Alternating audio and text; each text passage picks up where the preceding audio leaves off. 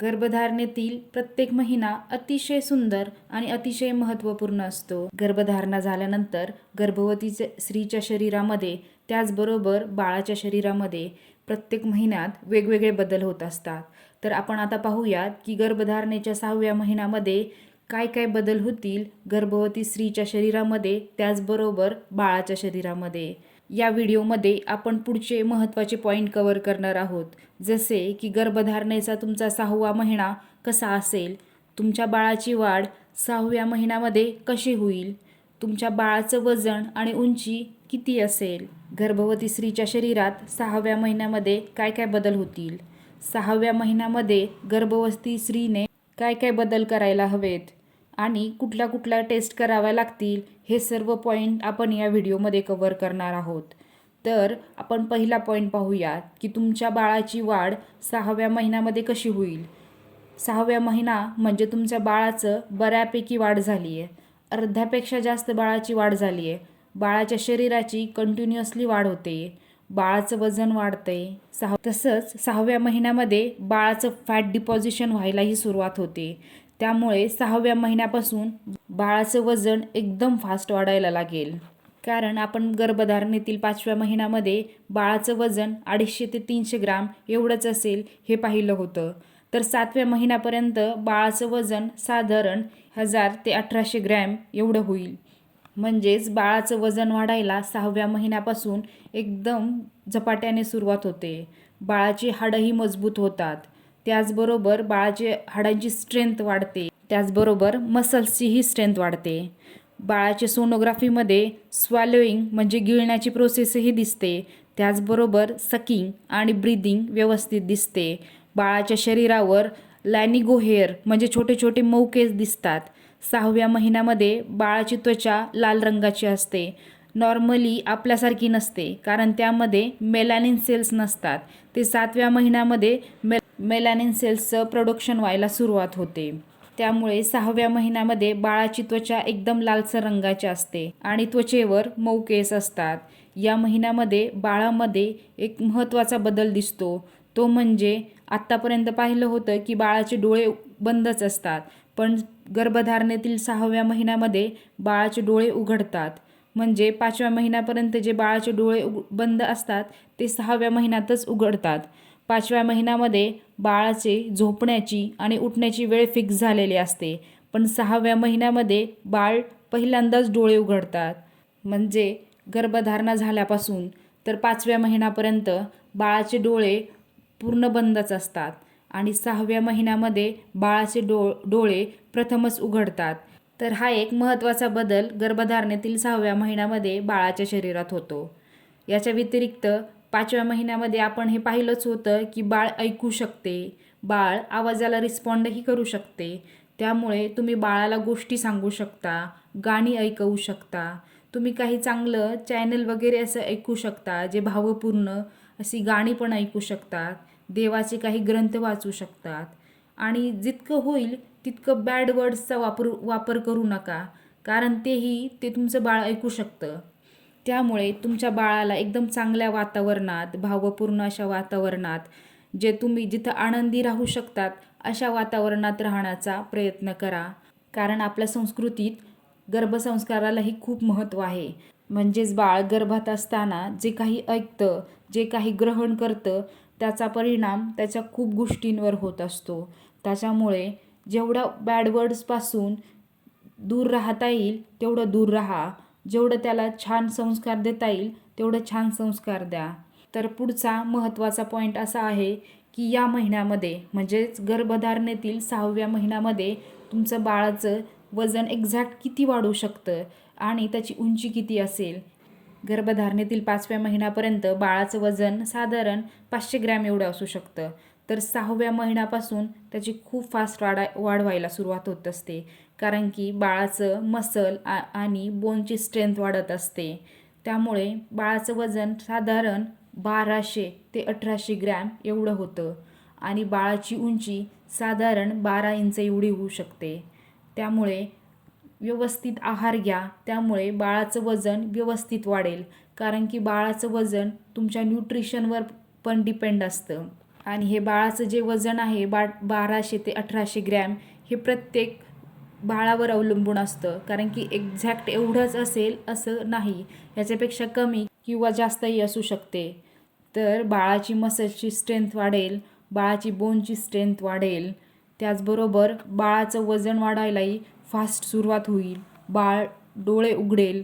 हे जे महत्त्वाचे बदल आहेत हे आपण या महिन्यामध्ये पाहिलेत. तर आपण आता हे पाहूयात की गर्भवती स्त्रीच्या शरीरामध्ये काय काय बदल होतील. तर 5व्या महिन्यामध्ये आपल्याला बाळाची हालचाल जाणवायला सुरुवात होते, हे आपण पाहिलं होतं. तर गर्भधारणेतील 6व्या महिन्यामध्ये हालचाल अजून प्रॉमिनंट जाणवायला सुरुवात होते, म्हणजे एकदम स्पष्ट जाणवते आपल्याला हालचाल. 5व्या महिन्यामध्ये जी कधीतरी जाणवत असते हालचाल, ती या महिन्यामध्ये खूप वेळा जाणवायला सुरुवात होऊ शकते. बाळाची हालचाल मोजण्याची गरज नसते, फक्त एवढंच लक्षात ठेवायचं की बाळाची दिवसभरात मूवमेंट झालीच पाहिजे. तसेच तुमचं बेबी बंप म्हणजे तुमचा जो पोटाचा घेर आहे तो खूप जास्त दिसायला चालू होतो, कारण तुमचं बाळ जवळजवळ अंबेलिकल लेवलला म्हणजेच बेंबीचं जे लेवल आहे त्याच्यापेक्षा 2 बोटं वरती एवढं आलेलं असतं. म्हणजेच ही आहे बाळाची नॉर्मली वाढ. म्हणजे 6व्या महिन्यापर्यंत तुम्हाला जर मोजायचं असेल बाळ नॉर्मली ग्रोथ किंवा त्याची डेव्हलपमेंट होते का नाही, त्याची वाढ होते का नाही हे पाहण्यासाठी तुमचं बाळ हे जे बेंबीची लेवल आहे त्याच्यावरती 2 बोटं इथपर्यंत होत असते. ही आहे बाळाची नॉर्मली वाढ. तसेच आपण पाहिल्याप्रमाणे तुम्हाला एका अंगावर झोपायचं आहे. यातही स्पेशली तुम्हाला डाव्या कुशीवर झोपायचं आहे, कारण आपण मागच्या व्हिडिओमध्ये पाहिलेलंच आहे की बाळाचे जे वाढ झालेली असते, बाळाचं वजन वाढलेलं असतं आणि त्यामुळे तुमच्या ज्या मेन आर्टरीज आणि व्हेन्स आहेत त्यावर प्रेशर पडतं आणि ब्लड सप्लाय कमी होऊ शकतो. त्यामुळे आपला BP वाढण्याचीही शक्यता असते. त्यामुळे शक्यतो एका अंगावरच झोपा आणि डाव्या कुशीवर झोपलेलं एकदम उत्तम राहील. जर तुम्हाला एखाद्या दिवशी बाळाची हालचाल जाणवली नसेल तर तुम्ही पोटभर जेवण करायचं आणि डाव्या कुशीवर झोपून राहायचं, त्यामुळे तुम्हाला व्यवस्थित हालचाल जाणवते. आणि जर एखाद्या दिवशी दिवसभर जर बाळाची हालचाल जाणवली नाही तर तुम्ही त्वरित डॉक्टरांचा सल्ला घ्यावा. 6व्या महिन्यामध्ये एक प्रॉब्लेमही होऊ शकतो, तो म्हणजे तुम्हाला श्वास घ्यायलाही त्रास होऊ शकतो, कारण बाळाचं वजन वाढायला सुरुवात झाली आहे. तसंच बाळाची उंचीही वाढते आणि त्यामुळे तुमच्या युट्रसचीही साईज वाढते. त्याचबरोबर बाळाची हालचालही वाढली आहे आणि यामुळे तुमच्या जे युट्रस आहे म्हणजे गर्भपिशवी आहे त्याचं स्ट्रेचिंग होतं आहे किंवा ती ओढली जाते. त्यामुळे तुम्हाला श्वास घ्यायलाही त्रास होऊ शकतो. जसे की तुम्ही काहीतरी काम करताय, अशा वेळेला तुम्हाला लवकर दम लागू शकतो आणि जर तुम्ही आराम करताय तरीही तुम्हाला श्वास घ्यायला त्रास होतोय किंवा दम लागतोय, तर त्वरित तुम्हाला डॉक्टरांचा सल्ला घ्यावा लागेल, कारण हे दुसऱ्या आजाराचेही लक्षण असू शकतात. जसे की तुमच्या शरीरामध्ये रक्त कमी असेल तर, किंवा तुम्हाला काही हार्ट प्रॉब्लेम असेल तर असा त्रास होऊ शकतो. त्यामुळे त्वरित डॉक्टरांचा सल्ला घ्यावा, कारण तुम्ही काही हलकं फुलकं काम केलं आहे तरीही तुम्हाला दम लागतोय, म्हणजेच काहीतरी प्रॉब्लेम असू शकतो.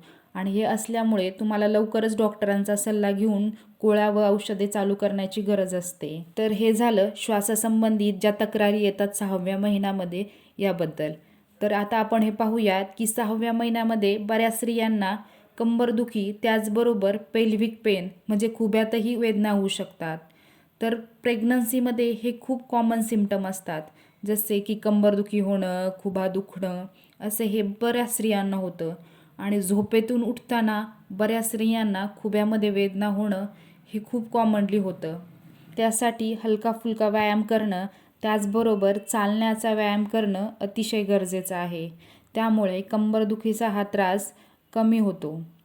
तर आता आपण हे पाहूयात की प्रेग्नन्सीमध्ये अजून एक त्रास होतो, तो म्हणजे बऱ्याच स्त्रियांना पोटावर किंवा काही प्रमाणात पूर्ण शरीरावर खाज येते. यासाठी तुम्ही तुमच्या पोटावर आणि पूर्ण शरीरावर मॉइश्चरायझरचा किंवा कोकोनट ऑइलचा यूज करावं. त्यामुळे खाज कमी होते. आणि हे जी खाज आहे ही खाज तुमच्या हार्मोनल इन्फ्लुएन्सेसमुळे होते. यासाठी घाबरून जाऊ नका. पण जर काही स्त्रियांना तळपायाला आणि तळ हातांना जर गर्भधारणेत जर आग झाली किंवा खाज आली तर हे तुमच्या लिव्हर एन्झाईमच्या बदलामुळं असू शकतो. त्यामुळे तळहातावर किंवा तळपायावर जर खाज येत असेल तर तुम्ही त्वरित डॉक्टरांचा सल्ला घ्यावा. कारण हे इंट्राहिपॅटिक कोलिॲस्टेसिस हे एक कॉम्प्लिकेशन होतं. त्यासाठी तुम्हाला योग्य गोळ्या किंवा औषधी घ्याव्या लागतील. त्यामुळे 6व्या महिन्यामध्ये तळहातावर त्याचबरोबर तळपायावर जर आग होत असेल तर त्वरित डॉक्टरांचा सल्ला घ्यावा. म्हणजे तुमचे जे पुढचे कॉम्प्लिकेशन होणार आहेत ते होणार नाहीत. त्याचबरोबर तुमचा त्रासही कमी होऊन जाईल. तर या महिन्यामध्ये जसं बाळाचं वजन वाढायला सुरुवात होते तसंच आईचंही वजन वाढायला सुरुवात होते. कारण आईलाही चांगलं जेवण जात असतं आणि जे त्रासदायक लक्षणं असतात तेही कमी झालेले असतात. या महिन्यामध्ये आईचं वजन साधारण 1.5 ते 2 किलो एवढं वाढायला हवं. कारण पूर्ण प्रेग्नन्सीमध्ये आईचं वजन साधारण 11 किलो वाढायला हवं. हे गर्भधारणेत जे आईचं वजन वाढतं ते पूर्णतः आईच्या जे गर्भधारणेपूर्वी वजन आहे त्यावरही अवलंबून असतं. कारण की काही स्त्रियांची तब्येत एकदम बारीक असते. त्या स्त्रियांचं वजन गर्भधारणेमध्ये खूप पटकन वाढतं आणि व्यवस्थित वाढतं. पण जर काही स्त्रिया एकदम लठ्ठ असतील, जाड असतील किंवा फॅटी असतील त्यांचं वजन खूप कमी वाढतं गर्भधारणेमध्ये. 6व्या महिन्यामध्ये गर्भवती स्त्रीला स्ट्रेच मार्क येण्याचेही प्रॉब्लेम्स तयार होतात. म्हणजे जे स्ट्रेच मार्क असतात ते अजून वाढायला सुरुवात होते. ते एकदम प्रॉमिनंट दिसायला लागतात. त्याचबरोबर बेंबीच्या खाली एक लाईन तयार होते. तिला लिनिया नायग्रा असे म्हणतात. ती एक ब्लॅकिश कलरची अशी लाईन असते. ती 6व्या महिन्यामध्ये दिसते. त्या स्ट्रेच मार्क्सला खूप प्रमाणात इचिंगही होऊ शकतं. त्यामुळे तिथे तुम्ही मॉइश्चरायझर किंवा कोकोनट ऑइलचा दिवसभरातून 2-3 वेळा मसाज करा. त्यामुळे ही इचिंग कमी होण्यास मदत होईल. हे जे स्ट्रेच मार्क्स येण्याचं कारण आहे की तुमच्या बाळाची कंटिन्युअसली वाढ होत असते आणि जसं जसं बाळ वाढेल तसं तसं तुमचं युटरस स्ट्रेच होत असतं. त्यामुळेच तुमचे स्ट्रेच मार्क्स वाढतात. हे जे स्ट्रेच मार्क्स असतात ते डिलिव्हरीनंतर आपोआप कमी होतात.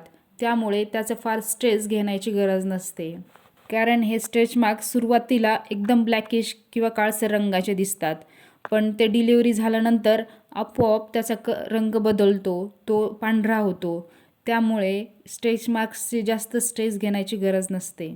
त्याचबरोबर या महिन्यामध्ये बीपीमध्येही चेंजेस जाणवतात. जसे की जर बीपी खूप कमी होत असेल तर उठताना किंवा बसताना बऱ्याच पेशंटला चक्कर येतात. त्यामुळे कशाचा तरी आधार घेऊन उठायचे आहे. त्यामुळे तुम्हाला चक्कर वगैरे येणार नाही. ही आत्तापर्यंतची जी सर्व आपण लक्षणं सांगितली ही नॉर्मली गर्भवती स्त्रीच्या 6व्या महिन्यामध्ये असतात. पण ही जी लक्षणं आहेत ती जर खूप प्रमाणात वाढले, म्हणजेच खूपच जर प्रमाणात इचिंग होते, तुम्हाला खूप खाज येते, तुमचा बीपी खूप वाढतोय किंवा खूप कमी होतोय, त्याचबरोबर तुम्हाला जर श्वास घ्यायला त्रास होतोय, अशी जर लक्षणं असतील किंवा तुम्हाला जर खूपच उठण्याला बसण्यास खूप कंबरदुखीचा त्रास होतोय, अशा वेळेला तुम्हाला त्वरित डॉक्टरांचा सल्ला घ्यावा लागेल. म्हणजे हा त्रास तुमचा कमी होईल. आणि ही जी लक्षणं असतात ती जर खूप लिमिटच्या बाहेर असतील, म्हणजे तुम्हाला तुमच्या मॅनेजमेंटच्या जर बाहेर असतील तर हे जे दुसरी बाकीचे जे आजार आहेत त्याची ही लक्षणं असू शकतात. त्यामुळे तुम्हाला त्वरित डॉक्टरांचा सल्ला घ्यावा लागेल. म्हणजेच तुमच्या गर्भधारणेत बाकीचे काही कॉम्प्लिकेशन्स होणार नाहीत. जनरली काही लक्षणं जसं बीपी वाढणे अशा वेळेला डॉक्टर तुम्हाला दर 15 दिवसाला बोलवतील. कारण तसं 7व्या महिन्यापर्यंत तुम्हाला गरोदरपणात दर महिन्याला फॉलोअपसाठी बोलवतात. पण बीपीचा जर त्रास असेल तर तुम्हाला दर 8 दिवसाला किंवा 15 दिवसांना डॉक्टरांकडे कन्सल्टिंगसाठी जावेच लागेल. त्यामुळे तुमचं रुटीन चेकअपही होऊन जाईल. त्याचबरोबर कुठल्या लक्षणांना तुम्हाला लगेच रिॲक्ट करायचं आहे आणि कुठल्या लक्षणांना एकदम रिलॅक्स राहायचं आहे हे तुम्हाला समजून जाईल आणि तुम्ही जास्त कुठल्या लक्षणांना घाबरणारही नाहीत. ही काही बदल आणि लक्षणं तुम्हाला 6व्या महिन्यामध्ये दिसतील. तर आता काही ॲडवाईस आहेत जे गरोदरपणातील 6व्या महिन्यामध्ये असतात. जसे की तुम्हाला पाणी भरपूर घ्यायचं आहे, तुम्हाला पाण्याचं प्रमाण जास्तीत जास्त वाढवायचं आहे. म्हणजेच शेवटच्या काही महिन्यांमध्ये बाळ कोरडं पडणं किंवा बाळाभोवतीचं पाणी कमी होणं, त्याचबरोबर बद्धकोष्ठता म्हणजे कॉन्स्टिपेशन होणं ही अशी लक्षणे होणार नाहीत. त्यामुळे पाणी जेवढं जास्तीत जास्त पिता येईल तेवढं प्या. त्याचबरोबर तुम्हाला तुमच्या डॉक्टरांनी जे सप्लिमेंट्स दिलेले आहेत, मल्टीविटॅमिन्स, आयर्न आणि कॅल्शियम हे जे सप्लिमेंट्स आहेत, त्याचबरोबर प्रोटीन पावडरही घ्या. म्हणजेच तुमच्या बाळाची एकदम योग्यरित्या वाढ होईल आणि प्रेग्नन्सीमध्ये जे रक्त कमी होण्याचं प्रमाण असतं किंवा HB कमी होण्याचं प्रमाण असतं तेही होणार नाही. त्यामुळे डॉक्टरांनी तुम्हाला जे जे सप्लिमेंट ज्या ज्या वेळेत घ्यायला सांगितलेले आहेत ते योग्य पद्धतीने घ्या. म्हणजेच तुम्हाला कुठलाही त्रास होणार नाही व त्यामुळे तुमच्या बाळाचीही वाढ एकदम व्यवस्थित होईल. आता अजून एक महत्त्वाचा मुद्दा म्हणजेच 6व्या महिन्यामध्ये तुम्हाला कुठल्या कुठल्या टेस्ट कराव्या लागतील. तर तुम्हाला 6व्या महिन्यामध्ये तुमचं HB म्हणजे हिमोग्लोबिन रिपीटेडली करावं लागेल. त्याचबरोबर युरिन टेस्टही करावं लागतील. कारण प्रेग्नन्सीमध्ये युरिन इन्फेक्शन होण्याचे चान्सेस असतात. त्यामुळे युरिन रुटीनही या महिन्यामध्ये आपल्याला करून घ्यावे लागेल. त्याचबरोबर गरोदरपणात अजून एक टेस्ट महत्त्वाची असते ती म्हणजे शुगर लेवल चेक करणं. कारण गरोदरपणात शुगर लेवल वाढण्याचे म्हणजे गरोदरपणात डायबिटीज होण्याचे खूप चान्सेस आत्ता वाढलेले आहेत. त्यामुळे गरोदरपणात BSL चेक करणं म्हणजे शुगर लेवल चेक करणं अत्यंत महत्त्वाचे आहे. कारण भारतीय लोकांमध्ये जेस्टेशनल डायबिटीज होण्याचे खूप प्रमाण वाढले आहे. त्यामुळे BSL चेक करणं 6व्या महिन्यामध्ये अत्यंत महत्त्वाचे आहे. ही टेस्ट असते ग्लुकोज टॉलरन्स टेस्ट. या टेस्टमध्ये आपण एक फास्टिंग सॅम्पल देतो म्हणजे उपाशीपोटी एक सॅम्पल घेतो ब्लडचं शुगर लेवल चेक करण्यासाठी. त्यानंतर तुम्हाला एक 15-20 मिनिटांनी 75 ग्राम्स ग्लुकोज घ्यायचं असतं पाण्यामध्ये आणि त्यानंतर 2 तासांनी परत तुमचं सॅम्पल घेतलं जाईल आणि या दोन्ही सॅम्पलचं कंपॅरिझन करून व्यवस्थित चेक केलं जातं आणि मग ठरवलं जातं की तुमची बॉडी किती ग्लुकोज टॉलरन्स करू शकते. ही जी असते ग्लुकोज चॅलेंज टेस्ट किंवा ग्लुकोज टॉलरन्स टेस्ट ही ग्लुकोज पाजून त्यानंतर ठरवलं जातं की तुमची बॉडी किती ग्लुकोज टॉलरन्स करते. म्हणजेच तुम्हाला डायबिटीज होण्याचे प्रेग्नन्सीमध्ये किती चान्सेस आहेत हे यावर पाहिले जाते. म्हणजे जर तुमची टेस्ट जर नॉर्मल येत असेल, विदिन द नॉर्मल लिमिट येत असेल तर तुम्हाला डायबिटीज होण्याचे चान्सेस नाहीत. पण जर तुमची लिमिटच्या वर असेल तर तुम्हाला डायबिटीज होण्याचे चान्सेस आहेत हे ठरवलं जातं. ही एक महत्त्वाची टेस्ट 6व्या महिन्यामध्ये केली जाते. तर ब्लड टेस्टच्या व्यतिरिक्त तुम्हाला एक्झरसाइज म्हणजेच व्यायाम करणं महत्त्वाचे आहे. यामध्ये तुम्ही योगा, मेडिटेशन, ब्रीदिंग एक्झरसाइज सर्व करू शकता आणि तुम्हाला हेही नाही करता आलं तर तुम्ही निदान 15 ते 20 मिनिटे चालण्याचा व्यायाम तरी नक्की करा. त्याचबरोबर गरोदरपणात तुम्हाला कधीच एकाच पोझिशनवर खूप वेळ बसायचं नाही आहे. तुमचं जर खूप एकाच वेळ बसून काम असेल तर तुम्ही पोझिशन चेंज करून बसा. तुम्ही थोड्या वेळ उठून उभा राहून थोडेसे चालून परत नंतर त्या पोझिशनला बसा. त्याचबरोबर पायाखाली उशी घेऊन बसा. त्यामुळे तुमचा कंबरदुखीचा त्रासही कमी होईल. त्याचबरोबर तुमच्या पायांवर जी सूज आलेली आहे तेही कमी होईल. तर यात बाळाच्या वाढीसाठी आणि आईच्या व्यवस्थित तब्येतीसाठी तुम्हाला व्यवस्थित आहार घ्यायचा आहे. डॉक्टर तुम्हाला सप्लिमेंट तर देतीलच पण त्याचबरोबर तुम्हाला तुमचा घरगुती आहारही व्यवस्थित घ्यायचा आहे. जसे की त्यामध्ये कार्बोहायड्रेट, प्रोटीन आणि फॅट भरपूर प्रमाणात असेल असा आहार घ्यायचा आहे आणि घरगुतीच घरातलंच जेवण घ्यायचं आहे. बाहेरचं जास्त खायचं नाही. तुम्ही सर्व आहार तुमचा बॅलन्स हवा आहे. त्यामुळे जास्तच कुठली अति प्रमाणात कुठलीच गोष्ट खायची नाही आहे. तुम्ही जर सर्व व्यवस्थित बॅलन्स आहार घेतला तर तुमचं बाळ एकदम तंदुरुस्त जन्माला येईल. त्याचबरोबर गर्भवती स्त्रीचीही तब्येत एकदम व्यवस्थित राहील. त्याचबरोबर तुम्हाला स्ट्रेस बस्टर हॉबीज करायच्या आहेत. म्हणजेच तुम्हाला समजा तुमच्या डिलिव्हरीचे प्लॅन करायचे आहेत. त्याचबरोबर तुम्ही तुमचे डोहाळे जेवणाचेही प्लॅन करू शकतात किंवा तुम्हाला डिलिव्हरी झाल्यानंतर बाळासाठी काय काय करायचे आहेत हे सर्व तुम्ही प्लॅन करू शकतात. त्यामुळे तुमचे जे टेन्शन आहे प्रेग्नन्सीचं किंवा डिलिव्हरीचं ते आपोआप कमी होतं. त्याचबरोबर आपण पहिलंच पाहिलं की बाळ ऐकू शकतं. त्यामुळे त्याला चांगल्या स्टोरीज ऐकवा, बाळाला छान छान गाणे ऐकवा. त्याचबरोबर तुम्ही बाळाबरोबर गप्पाही मारू शकता. असे केल्यामुळे बाळाचं आणि आईचं व्यवस्थित बॉन्डिंग तयार व्हायला सुरुवात होते. तर आपण हे पाहूयात की तुम्हाला गरोदरपणात कुठल्या गोष्टी टाळायच्या आहेत. त्या आहेत चहा, कॉफी, अल्कोहोल. त्याचबरोबर तुम्हाला स्मोकिंगही नाही करायचं आणि कोल्ड ड्रिंक्स, जंक फूड, बाहेरचं अन्न अजिबात खायचं नाही. ह्या सर्व गोष्टी तुम्हाला गरोदरपणात टाळायच्या आहेत. हे सर्व जर तुम्ही टाळलं तर तुमचं एक्स्ट्राचं जे वजन वाढणार आहे गरोदरपणात ते वाढणार नाही. कारण 6व्या महिन्यानंतर जसं बाळाचं वजन वाढत असतं तसं तुमचंही वजन वाढत असतं. हे वजन 5व्या महिन्यापर्यंत एकदम हलकं फुलकं वाढत असतं, पण 6व्या महिन्यानंतर अचानक हे खूप ग्रोथ होते वाढण्याची वजन. त्यामुळे जेवणात विशेषतः लक्ष द्या. जर तुमची तब्येत एकदम बारीक आहे तर तुमचं साधारण 11 ते 16 किलो एवढं वजन वाढू शकतं गरोदरपणात. आणि गरोदरपणात अतिप्रमाणात जर वजन वाढलं तर डिलिव्हरीनंतर कमी करणेही खूप अवघड जाते. त्यामुळे गरोदरपणात व्यवस्थित आहार घ्या, म्हणजे हे वजनही अतिप्रमाणात वाढणार नाही. आणि हे खूप प्रमाणात जर फॅट खाण्यात आलं गरोदरपणात तर डिलिव्हरीमध्येही खूप कॉम्प्लिकेशन्स होऊ शकतात. त्यामुळे आहार व्यवस्थित घ्यावा. तर असा असेल तुमचा बाळाचा आणि तुमचा गरोदरपणातील 6वा महिना. तर आपली ही गरोदरपणाची सिरीज अशीच चालू राहणार आहे. व्हिडिओ आवडल्यास चॅनलला सबस्क्राईब करा, लाईक करा आणि तुमच्या फ्रेंड्सबरोबर नक्की शेअर करा. Stay healthy, stay happy and keep watching. Thank you.